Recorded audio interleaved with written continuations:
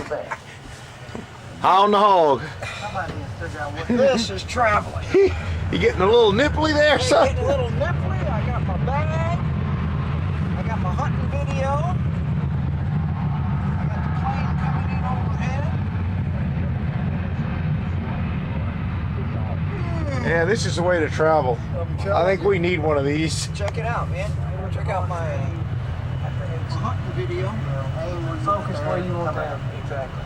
Not a bad machine. It's hard to do sometimes. You got to make yourself do it. Think about it as a deer's walking up there. Where's it going to come out?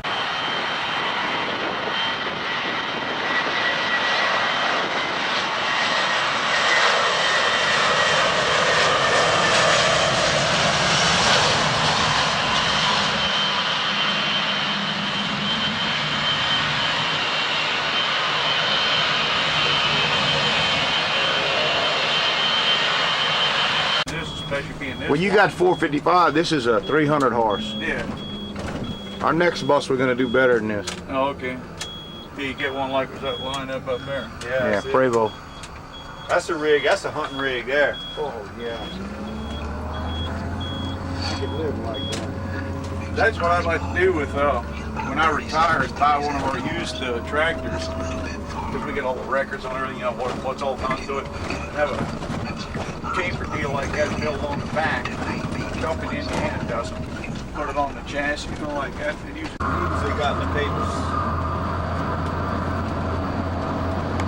God damn! You son of a bitch, you man! You shitting on her.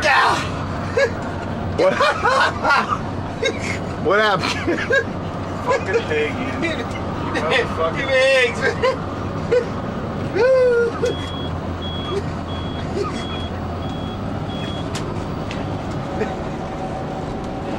This damn thing don't have any get up and go really free. Big time.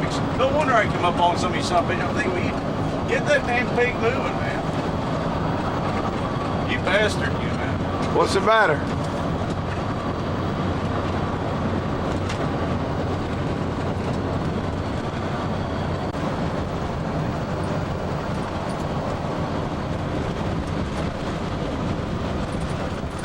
You having trouble keeping it in the center of the lane? No, I'm just trying to... It's pulling? Is it pulling? No, not really. Well, maybe a little bit to the left, not yet. No, I was just trying to read here what the hell to do for the cruise, you know? You just... Pull up to the right.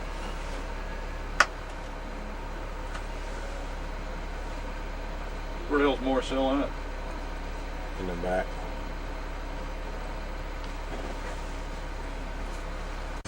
Oh, yeah? Yeah, he's just up here. Hold on. There's the radio sound.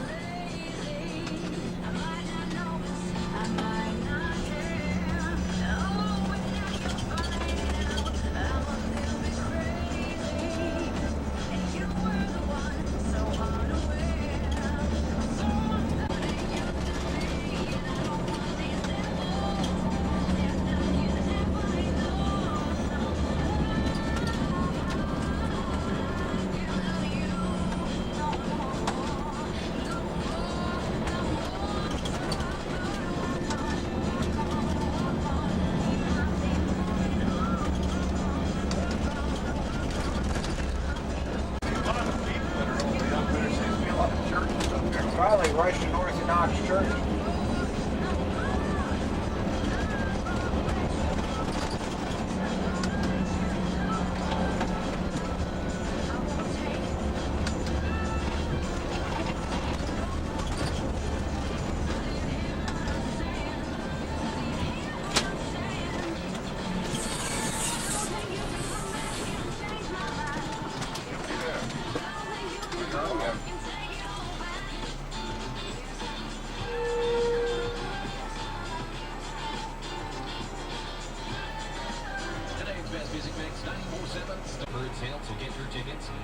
6 to number 28. Here's Sarah Hump with Almost on 94.6.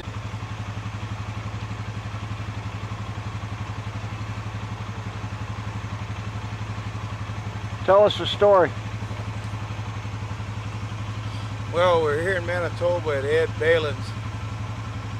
It's our first day to hunt, and I got real lucky today. I saw about 10 bear. I screwed up. I'm sitting there talking. You want me to sit back or move from a different angle or what? Well, I'm gonna try to make your head look like a grizzly head. All right. That lens is awesome.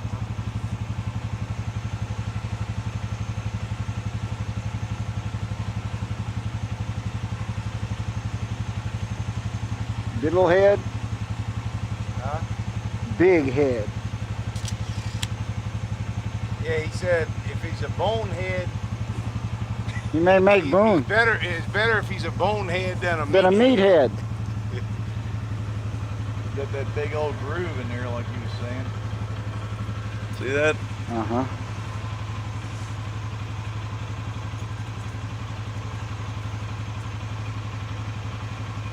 Man, he's a good bear.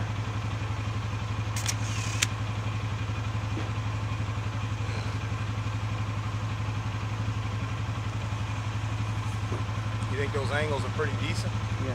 Yeah, they're great. Did it pass right through? It didn't go clean through him. No. No. The broadhead was sticking out, Broadhead though. was sticking out back here. He shot him 1/4 and 2. Well, let him tell the story when Marcel's done. But today's May 24th. We're in Manitoba at Ed Balin's Outfitters bear hunting camp. This is where Miles Keller's hunted once, and Bill Klink's killed about, I don't know, 9 or 10 big bear here. Keller shot one that was borderline Boone and Crockett. And anyway, Ed took me out and set me in a stand this afternoon, and I'd kind of made up my mind that I wasn't going to shoot today because it was the first day. It was kind of rainy, drizzly and all, and I just wanted to look at the bear because I didn't feel confident in judging him. I don't really know what I'm looking at, and I wanted to make sure I tried to get a good bear. And we got on the stand about, maybe just a little before 5 o'clock this evening. It doesn't really get dark here till about 10 right now, 10 at night, and I'd seen probably 9 or 10 bear all evening. This bear was probably the 10th one or the 11th one maybe to come in. And just before he came in, there was another nice bear that I'm fairly sure now would have been a Pope and Young bear also. He walked into the bait. I was considering whether I was going to maybe take a shot at him or not. And he wasn't in the bait 5 or 10 seconds, and then he darted off. He just ran off there a little ways, and I hadn't even moved. I didn't know what was going on. I turned around and looked, and this sucker was walking from my right to my left into the bait. And when I saw the size of his body and all compared to all the previous bear that I'd seen, Ed and Keller and them had said that when you see a sure enough shooter, you're not going to have any doubt in your mind about it. And I knew that I was going to have to try to shoot this bear because it was just looked like a tank coming into the bait there. And he walked in. No bear before him even attempted to go at the beaver that's hanging up there at 8 feet. And he walked up underneath it and went to stand up. And he went to about a half stand, and he looked over towards me. And he dropped back down on all fours, and he walked behind 2 trees walking toward me. And he made an arc around there, and I was at full draw, and he got to about 8 or 10 yards in front of me. He was kind of quartering to me. So at that point, I realized that I was going to try to keep the arrow out of the shoulder. And I guess It's right there. it must have gone in right here, and my plan was to angle it back this way because of the angle he was on, and make sure that I punched his diaphragm out, and it worked perfectly. The broadhead came back here and exited kind of in the low gut right here, but it destroyed the diaphragm, and he ran a loop out kind of in the front of me there, and I heard him give that last death moan, groan, and sounded like to me he had run out about 150 yards, and it wasn't about 10 minutes later when Ed drove up, because it was 9:50 when I shot him, and about 10 or 10:05 Ed pulled up, and we ended up walking out there, and I found the bear, and that's the story. It was pretty Congratulations, that's one heck of a bear, Couple man. more shots at the bar. We're gonna go put him on a scale in a minute and see what he Yeah. weighs, but he's every bit of 400 plus pounds.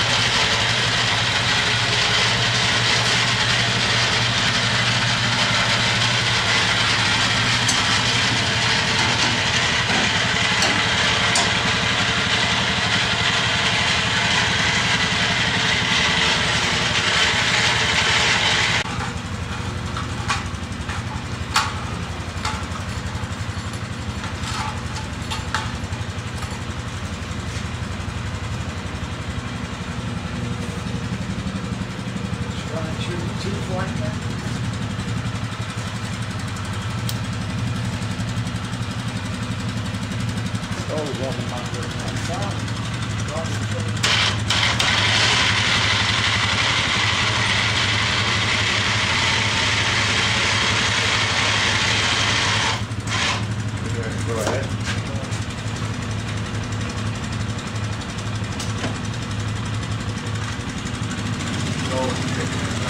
Yeah, go a little more, a little more. Okay.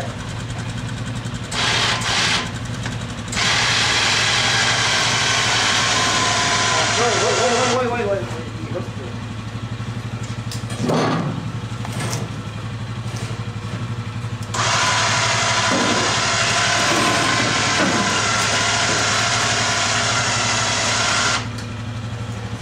What you saw with that roll in case it snaps there.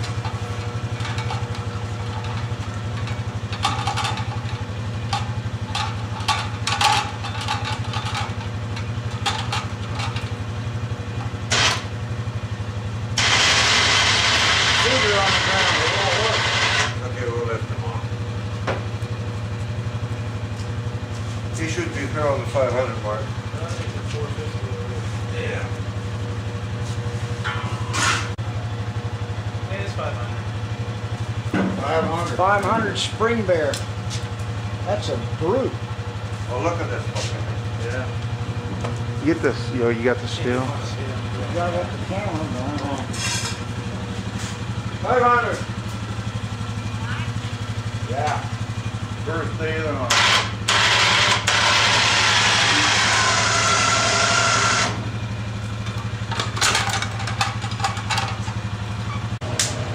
Something like Michael Boone and Crockett did, you know? I gotta get That this would be going. nice. That would be nice. You're gonna pull bottom. Wouldn't you? 36-inch neck on that valve. 36? Damn.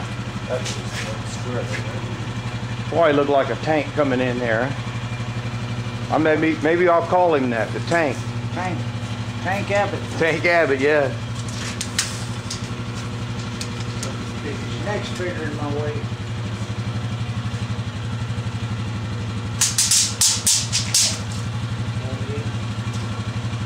$56.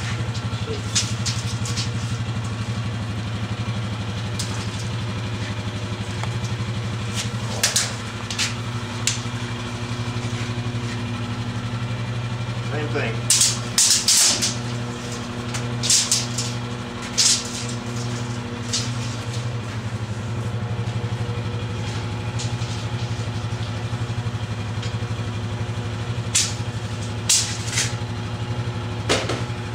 That Montec did good.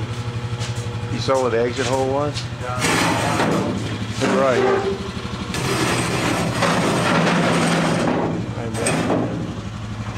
It's so dark.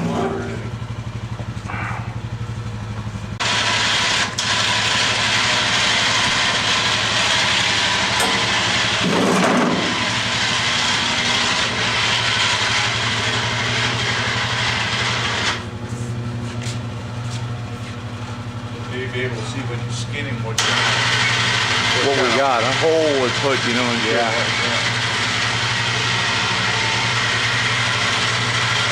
You know, or the hunters get one shot at the deer for a week. So they got the world's best quality bucks. they take these states and they'd section them into bow-only zones, you'd have a lot more quality deer too. West Virginia's got some counties down over in there towards the bottom, and they're bow only. They need to. They need to segment it so Louisiana's you got have a bow-only, bow-only then zone. gun, and bow-only, and it becomes like a refuge like these areas. Louisiana's got a bow-only zone. The spot right north of Opelousas along I-49. Yeah, that little strip, yeah. It's 25 miles long. But Yeah, and 75 yards wide. yeah, It's right. just wider than that, I think. Well, it is, but I mean, it's too narrow It's for boat open. bow-only. to mount anything, right? Well, it's just too narrow for a gun. If they shot Gun, broadside, yeah. they'd hit the cars. That's why it's bow-only. But that's all they did. They got bow-only wildlife management areas, which is great because of Well, quality in deer. West Virginia, it's like, I think it's at least 2 counties, maybe 3 counties. Which when you talk a county, you end up with, pretty substantial. Right. In Louisiana, they can extend the bow season. They extended that one zone. The one No, that they but, start late to they're gonna- February 15th. Yours is one zone? Because they come in so late, all the does are wet with young fawns on October, so they can't start till October 15th instead of October 1st. And so now they push their season back to February 15th. So it's only And there's one one zone that starts in September, but theirs ends in December.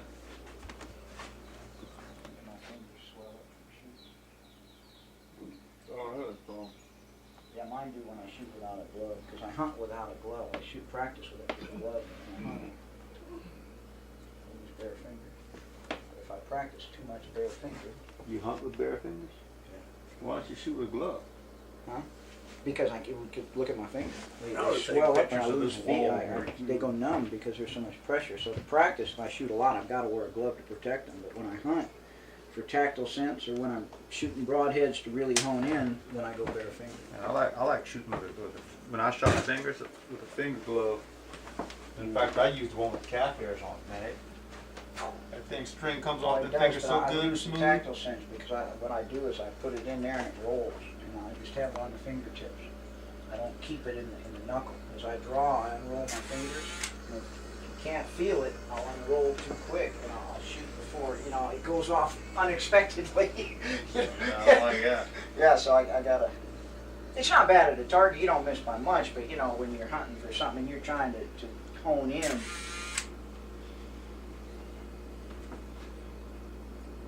Swole up.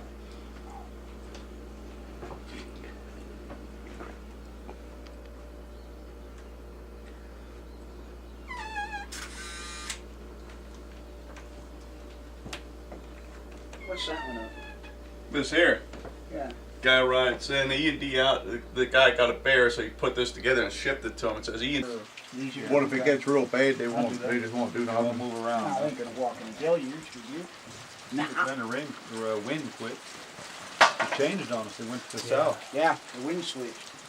That front was Did a moving, I 180 on us. guess. Yeah, that whatever y'all think is the best. If you want to go in, I'll take you out. It's no problem for me, but We can wait. We don't need diesel rags. Not like some of the other hunters y'all got up here. yeah. You know the diesel rag before, huh? No, not really. No, you Put wrap that around there. your ankles. Keep the ants off the candy ass. Take the ass and crawl up your leg and eat that candy ass. Yeah, buddy. No, whatever you think's best. I mean, if you don't think they're gonna move in this stuff, we can wait around to see if it's gonna slow down or quit. But it almost like this looks like this stuff set in, Yeah. If it stays like this, the steady take drizzle. you out later. Okay. But if it's gonna get It worse, gets worse, yeah. maybe we'll stay back. But Right. either way, if you guys want to go, you tell me and I'll take you out. Okay. Well, it's just time once for a while. And see. I mean, I didn't see any bears till 9 o'clock anyway. I was sitting for 3 hours in the rain. I just soon sit for less time in the rain until it happens. All right. What stage were we gonna go in? Yeah, we That did. depends on what the wind's gonna do. We had 3 baits picked and the wind switched around, so we'll see Now what there's happens. not much of the wind. Just kind of